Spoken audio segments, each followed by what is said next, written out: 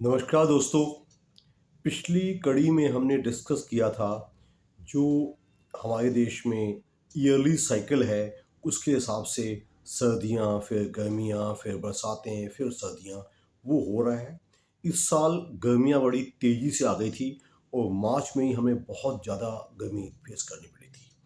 उसके बाद अब पिछले कुछ दिन से लगातार हम देख रहे हैं दोबारा से बादल आ गए हैं, जो एकदम वाली गर्मी रुक गई है और फिर दोबारा से थोड़ा सा मौसम ठंडा सा हो गया है। तो आम लोग इसको कैसे इसकी तैयारी करें, वही मैंने पिछली कड़ी में डिस्कस किया था, वही हम आज डिस्कस करेंगे। कैसे हम ना चाही बीमारी से बच पाएँ और अपने आप को सेफ कर सकें। अगर अभी तक आपने मेरा यूट्यूब हेल्थ चैनल घर का डॉक्टर जानकारी ही जीवन है लाइक, शेयर या सब्सक्राइब नहीं किया है तो अवश्य कीजिएगा। बेल आइकन अवश्य दबाइएगा ताकि जो मैं बार बार जानकारी देता रहता हूँ, जो कि आम रोज़मर्रा की एक कहते हैं घरेलू जानकारी है, जिससे बिना किसी खास दवाओं के, डॉक्टरी सलाहों के, टेस्ट के आप अपने आप को बचाव कर सकें। तो मेन मुद्दे पे आते हुए कि जो गर्मियाँ एकदम आई, फिर एकदम दोबारा से बरसातें आके फिर थोड़ी ठंड हो गई, क्या किया जाए?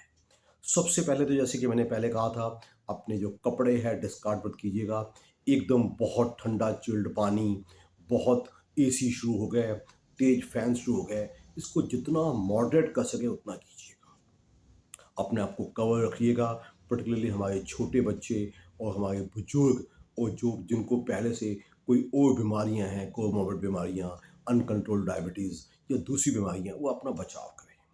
पानी की खपत की मैंने बात की थी। पानी की खपत जगह जैसे गर्मियाँ बढ़ती हैं, एकदम हमें पेशाब कम आना शुरू हो जाता है और जिन लोगों को भी किडनीज़ या किडनी स्टोन की हिस्ट्री होती है, वो ख़राब हो जाते हैं।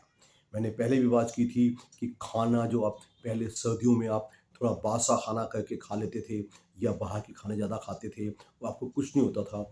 एकदम फूड पॉइज़निंग के केसेस बढ़ जाते हैं।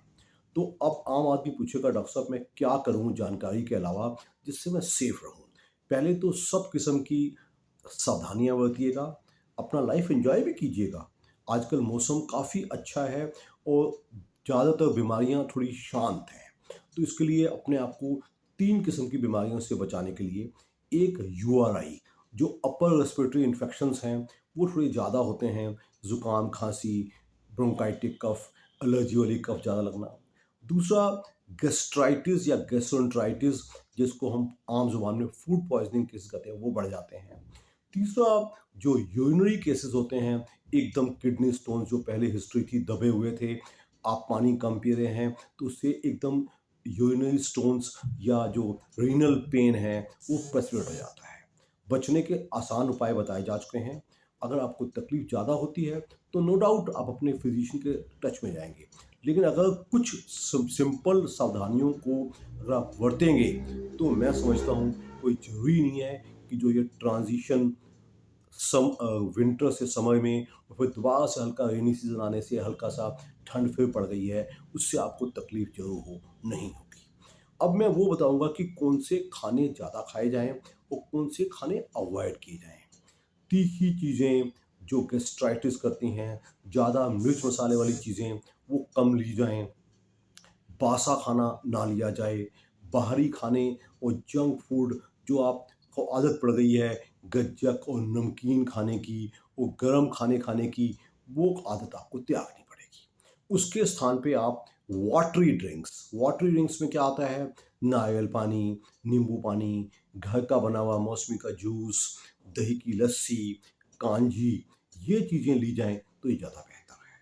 इसके अलावा नो डाउट रोल हरी सब्जियों का, एक बैलेंस डाइट का, ताज़ी दही का, इनका महत्व बहुत ज़्यादा होता है।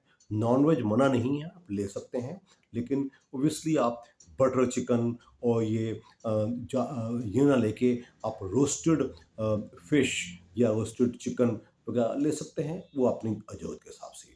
ड्राई फ्रूट्स एवरेज ले सकते हैं, बहुत ज़्यादा लेने की ज़रूरत नहीं है। तो ये कुछ सुझाव हैं, इनको आप बरतेंगे तो आप कई किस्म की परेशानियों से बच पाएंगे।